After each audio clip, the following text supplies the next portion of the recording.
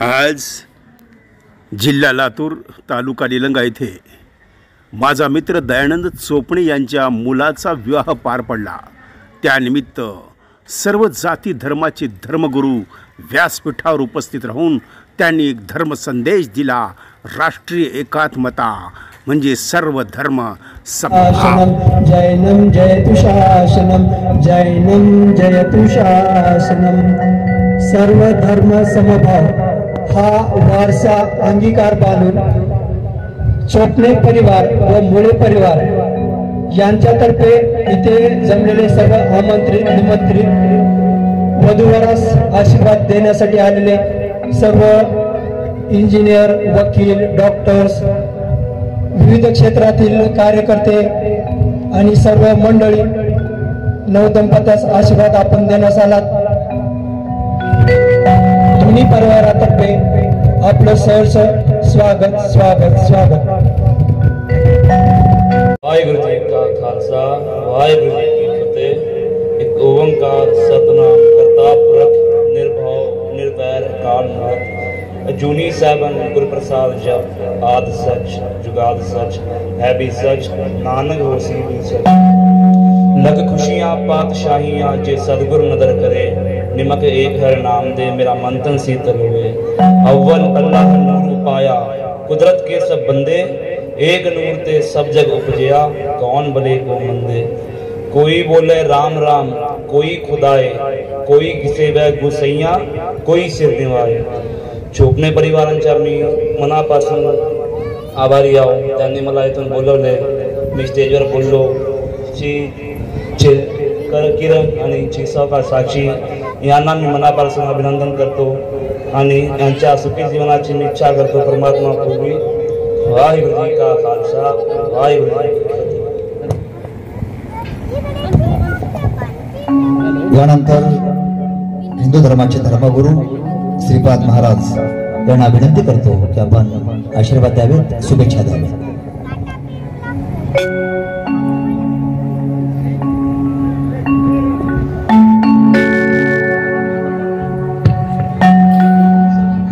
नमस्कार। निलंगा शहर एक आगळं वेगळं शहर आहे की या शहराची ओळखच खूप वेगळी आहे।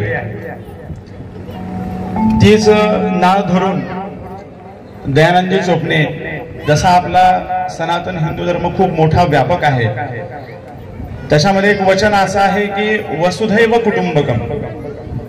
ज्या कुटुंबामध्ये आपण राहतो, ज्या नगरीमध्ये आपण राहतो, ज्या जिल्ह्यात राहतो, ज्या राज्यात राहतो, भारत देशामध्ये राहतो, आणि भारत देश असा देश आहे की विविध जाती धर्मांनी नटलेला असा देश आहे। आणि ह्या देशामध्ये राहत असताना आपण काय करत असतो की वसुधैव कुटुंबकम आपण म्हणतो शाळेमध्ये की भारत माझा देश आहे, माझे भारतीय सगळे बांधव आहेत। तीच नाळ धरून या निलंगा शहरामध्ये आगळा वेगळा सोहळा असा हा दयानंदजी चोपणे यांनी या ठिकाणी संपन्न केलेला आहे। खूप चांगली गोष्ट आहे। याची सर्वांनी एकदा टाळ्या वाजवून त्यांचं जोरदार स्वागत करावं किंवा त्यांचं अभिनंदन करावं। मी या ठिकाणी मला दयानंदजी चोपणे या परिवारांनी मला या ठिकाणी पाचारण केलेलं आहे की हिंदू धर्म, सनातन धर्म या संस्कृतीनुसार या वधूवरांना आपल्याला आशीर्वाद द्यायचे आहेत। अक्षता रुपये असतील किंवा फुलाच्या पाकळ्या रुपये असतील। त्या अनुषंगाने मी माझ्या धर्माच्या वतीनं एक सूक्त म्हणून या वधूवरांना आशीर्वाद देत आहे की परमेश्वर त्यांच्या जीवनामध्ये कधीही त्यांना त्रास न होऊ नये, त्यांच्या ज्या काही इच्छा आकांक्षा आहेत त्या सर्व पूर्ण व्हाव्यात म्हणून या ठिकाणी मी एक सूक्त म्हणत आहे आणि त्या वधूवरांना आशीर्वाद देत आहे। हरि ओम। अविद्वा भववर्षाणि शतं साग्रन्तु सुव्रता, तेजस्वेश यशस्वेश धर्मपत्नी पतिव्रता। जनयद्बहुपुत्राणि माश दुःखं लभेत् क्वचित्, भर्ता ते सोमवान् नित्यं भवेत् धर्मपरायणः। अष्टपुत्रा भवत्वञ्च सुभगा च पतिव्रता, भर्तुश्चैव भृतुर्यस्य हृदयानन्दिनी सदा। इंद्रस्य तु यथेन्द्राणि श्रीधरस्य यथा श्रियः शङ्करस्य यथा गौरी तद्भर्तुमपि भर्तरि अत्रैरनुषया सस्या वसिष्ठप्या बृन्धति कौशिकस्य यथा सती तथा तमपभर्तरि ध्रुवैर्पोषामयि मह्यं त्वादात् बृहस्पति मया पत्या प्रजापति संजीव शरदशतं जीवेम शरदशतं शृणुयाम शरदशतं। या ठिकाणी मला बोलू लागतं त्याच्याबद्दल मी माझ्या परिवारातर्फे आपले सर्व धन्यवाद। ख्रिश्चन धर्मगुरूंच्या या ठिकाणी शुभेच्छा लाभणार आहेत। मी फादर रेव्हरंड शामिवल गोपाल यांना विनंती करतो की आपण प्रे करावा आणि आशीर्वाद द्यावे। आज या ठिकाणी सुंदर ह्या पवित्र सोहळ्यासाठी उपस्थित असलेले सर्व प्रतिष्ठित प्रियजन हो, त्याचप्रमाणे दयानंदरावजी चोपणे आपण आम्हाला या सुंदर सोहळ्यामध्ये सहभागी करून घेतलात, मनापासून अंतकरणापासून खोल आभार मानतो। आणि आज सर्वात जास्त आनंद या मंडपामध्ये जर कोणाला असेल तर किरण आणि साक्षी यांनाच आहे। आणि यांच्या जीवनाला एक नवीन दिशा, एक नवीन जीवन पती पत्नी म्हणून या जगामध्ये वावरण्याची संधी मिळालेली आहे। मुळे परिवार आणि चोपणे परिवार, आपण जो काही आपल्या लेकरांविषयी योजना केली, पुष्कळ मुलं बघितले असतील, पुष्कळ मुली बघितल्या असतील आणि हा सुंदर सोहळा आकाशाचा व पृथ्वीचा निर्माण करता देव त्याने या ठिकाणी घडवून आणलेला आहे। पवित्र बायबल मधून एक लहानसा भाग मी आपल्या सर्वांसाठी वाचू इच्छितो। स्त्रियांनो, तुम्ही जशी देवाच्या अधीन तशा आपल्या पतीच्या अधीन असा, कारण जसा ख्रिस्त मंडळीचे मस्तक आहे तसा पती पत्नीचे मस्तक आहे। शिवाय ख्रिस्त हाच शरीराचा तारणार आहे, तरी मंडळी जशी ख्रिस्ताच्या अधीन असते तसे स्त्रियांनीही सर्व गोष्टी आपल्या पतीच्या अधीन असावे। पतींनो, जशी ख्रिस्ताने मंडळीवर प्रीती केली तशी तुम्हीही आपापल्या पत्नीवर प्रीती करा। ख्रिस्ताने मंडळीवर प्रीती केली आणि स्वतः तिच्यासाठी अर्पण केले, अशासाठी की तिला त्याने वचनाने जलस्नानाने स्वच्छ करून पवित्र करावे आणि गौरवयुक्त मंडळी अशी स्वतःला सादर करावी, म्हणजे तिला काही डाग सुरकुती अशासारखे काही नसून ती पवित्र व निर्दोष असावी। त्याचप्रमाणे पतीने आपापल्या पत्नी आपलेच शरीर आहे असे समजून तिच्यावर प्रीती करावी। जो आपल्या पत्नीवर प्रीती करतो तो स्वतःवरच प्रीती करीतो। कोणी कधी आपल्या देहाचा द्वेष केला नाही, तो त्याचे पालन पोषण करतो, तसे ख्रिस्तही मंडळीचे पालन पोषण करीतो। कारण आपण ख्रिस्ताच्या शरीराचे अवयव आहोत, म्हणून पुरुष आपल्या आईबापांना सोडून आपल्या पत्नीला जडून राहील आणि ती उभयता एक देह होती। हे रहस्य मोठे आहे। मी ख्रिस्त व मंडळी या संबंधाने बोलतो, तथापि तुम्हापैकी प्रत्येकाने जशी स्वतःवर तशी आपल्या पत्नीवर प्रीती करावी आणि पत्नीने आपल्या पतीची धीर राखावी। देव परमेश्वर करो, किरण आणि साक्ष यांना आशीर्वादित करो।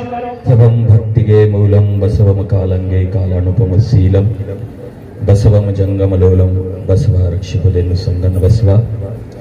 विश्वगुरु महात्मा बसवण्णा तसेच या भारतभूमीतील सर्व महामानवांना साधू संतांना वंदन करून या विवाह सोहळ्याच्या निमित्तानं या धर्मपीठावर उपस्थित असलेल्या सर्व धर्मगुरूंना नमस्कार। या चोपणे आणि मुळे परिवारांच्या विवाह सोहळ्यासाठी त्या परिवारांना शुभ आशीर्वाद देण्याकरता जमलेले सर्व त्यांच्या प्रिष्ट मित्रमंडळी सर्वांना शरणू शरणार्थी. खरोखरच दयानंदजी चोपणे आणि त्यांच्या स्वीते पत्नी सुनीताताई यांनी हा खूप सुंदर योग या ठिकाणी घडवून आणलेला आहे. कारण जिथं एका व्यासपीठावर सर्व धर्माचे गुरु जर येतील तर त्या ठिकाणी शांती सुख समाधान नांदतं. आणि जर धर्मगुरूंनी जर वेगवेगळी चूल मांडली तर देशामध्ये अशांती निर्माण होते. आणि आज या आपल्या भारत भूमीमध्ये आपला भारत देश म्हणजे पुनश्च विविधतेने नटलेला आहे की नाही. आणि याचं प्रतीक म्हणजे आज इथं आपल्याला पाहायला मिळतंय. आज या ठिकाणी चिरंजीव किरण आणि चिसौका साक्षी ग्रस्तश्रेमी जीवनामध्ये प्रवेश करत आहेत. 12व्या शतकामध्ये महात्मा बसवण्णाने जात वर्ग वर्ण विरहित समाज निर्माण करून जगाला समतेचा संदेश देण्याचा प्रयत्न केला. आणि त्या समतेच्या संदेशाच्या माध्यमातून सर्व धर्मगुरूंच्याही माध्यमातून असेल तर याच्या पलीकडे जाऊन जी विचारधारा आज 21व्या शतकात सुद्धा आपण अनुकरण करण्यास घाबरतो असा आंतरजातीय विवाह सुद्धा त्यांनी 12व्या शतकामध्ये लावून दिला होता. इतकी उच्च विचारधारा होती. आणि या उच्च विचारधारेमध्ये या भारत भूमीमध्ये आपण सर्वजण जन्माला आलेलो आहोत. आणि म्हणून या कुटुंबालाच नाही तर या विश्वाला शांती देण्यासाठी जर इथंच नाही तर ज्या ज्या ठिकाणी गरज पडेल त्यावेळेस असे धर्मगुरू एकत्रित येतील त्यावेळेस आमचा भारत एक विश्वगुरू झाल्याशिवाय राहणार नाही. विश्वगुरू आहे, फक्त आमचे धर्मगुरू एकत्रित येत नाहीत. आणि येत नाहीत म्हणण्यापेक्षा काही लोक येऊ देत नाहीत. मी स्पष्ट बोलणाऱ्यापैकी आहे. तर येऊ देत नाही. जर धर्मगुरू जर असे आले ना तर अगदी काही काळामध्ये आपला भारत देश विश्वगुरू झाल्याशिवाय राहणार नाही. आणि म्हणून या पवित्र विवाह सोहळ्यामध्ये एक आगळा वेगळा विवाह सोहळा सर्व धर्मगुरूंचे आशीर्वाद आज या दाम्पत्याला लाभत आहेत. आपल्या सर्वांचे आशीर्वाद लाभत आहेत. ते आज ग्रस्त आश्रमी जीवनामध्ये प्रवेश करत आहेत. त्यांना एवढंच सांगेल की महात्मा बसवेश्वरांचा एक मंत्र होता, काय कवे कैला, श्रम करा, कष्ट करा, पोटापुरता आपल्यासाठी ठेवून घ्या आणि बाकीचं समाजामध्ये दासोह करा, गोरगरिबा अडल्या नडल्याला मदत करा. पण दोघंही पती पत्नीने कष्ट केल्याशिवाय जीवन जगायचं नाही. आणि हा संदेश आपण आपल्या जीवनामध्ये घ्यावा आणि दोघांच्याही जीवनामध्ये आनंद लाभो, त्यांना आयु आरोग्य भाग्यादी संतती संपत्ती सर्व काही लाभो, एवढंच या ठिकाणी त्यांना शुभाशीर्वाद देतो. थांबतो. मैं आपसे गुजारिश करूंगा कि चोपने परिवार और नीलंगेकर परिवार और उन्हें आप दुआओं से नवाजें, ऐसी आपसे दरख्वास्त करता हूं. शुरू करता हूं उसके नाम से जो निहायत रहम वाला और बेमांगे देने वाला है. स्टेज पर सभी धर्म के धर्म गुरु, सभी धर्म के प्रतिनिधि, नीलंगा के नेतागण, चोपने परिवार के चाहने वाले, आज हम ये बात तो कर रहे हैं, सभी ये कह रहे हैं कि नीलंगा में हर समाज हर धर्म आपस में मोहब्बत से है, सब में प्रेम है. तो हमको सबसे पहले ये देखना चाहिए ये झाड़ इतना बड़ा हुआ, ये पौधा इतना बड़ा हुआ, तो इस पौधे को पानी डालने वाला कौन है. आज ये कार्यक्रम सभी धर्म के गुरुओं को बुलाकर दयानंद चोपने कर रहे हैं. तो ये जो जहन बना, ये जो मन बना चोपने जी का, तो वो बनाने वाला कौन है. तो सारा नीलंगा ये कह पड़ेगा, एक सदी गुजारने वाला नीलंगा में जिसने सबको अपना भाई बनाकर रखा, जिसने हर समाज को एक बना के रखा, उस अजीम शख्सियत का नाम डॉक्टर शिवाजीराव पाटिल नीलंगेकर है. उन्होंने अपनी सारी जिंदगी में किसी को छोटी नजर या बड़ी नजर से नहीं देखा। उन्होंने हर समाज को अपने एक ही दृष्टि और एक ही नजर से देखा है, जिसका नतीजा ये है कि हर समाज आपस में आज मोहब्बत से है। मैं दुआ करता हूँ चोपड़े परिवार को और नए दूल्हा दुल्हन को, क्योंकि वो एक नया जीवन गुजारने जा रहे हैं, उनकी नई जिंदगी शुरू हो रही है। मेरी दुआ है कि उनको अच्छी से अच्छी औलाद अता करे और वो औलाद अपने माँ बाप का नाम रोशन करे, जिस तरह चोपड़े साहब अपने माँ बाप का नाम रोशन कर रहे हैं। इस वक्त तमाम हमारे डॉक्टर अशोक राव पाटिल नीलंगेकर साहब, लिंगन महाराज जी, डॉक्टर शरद पाटिल साहब, शिवाजी रेशमी साहब, तमाम नेता यहाँ पर हैं, तमाम यहाँ पर मोहब्बत देने आए हैं। मैं शुक्रिया अदा करता हूँ। खुदा हाफिज। अनेक प्रकारची फुलं आहेत, जसं की चमेली, कमळ, गुलाब, मोगरा, जाई, जुई। या फुलांचा सुगंध केवळ वाऱ्याच्या दिशेनं वाहतो, वाऱ्याच्या दिशेनं वाहत नाही। तो पूर्व, पश्चिम, दक्षिण दिशेला वाहत नाही। ज्या दिशेनं वारा वाहतो त्याच दिशेनं जातो आणि तो कायम टिकत नाही। मग बुद्धांनी सांगितलं की या विश्वामध्ये असा एक सुगंध आहे की तो वाऱ्याच्या दिशेनेही वाहतो, तो कायम टिकतो। मग तो कोणता सुगंध आहे? तर बुद्धांनी म्हटलं सील गंधो अनुत्तर। सिलाचा सुगंध दाही दिशेला पसरतो। सिलाचा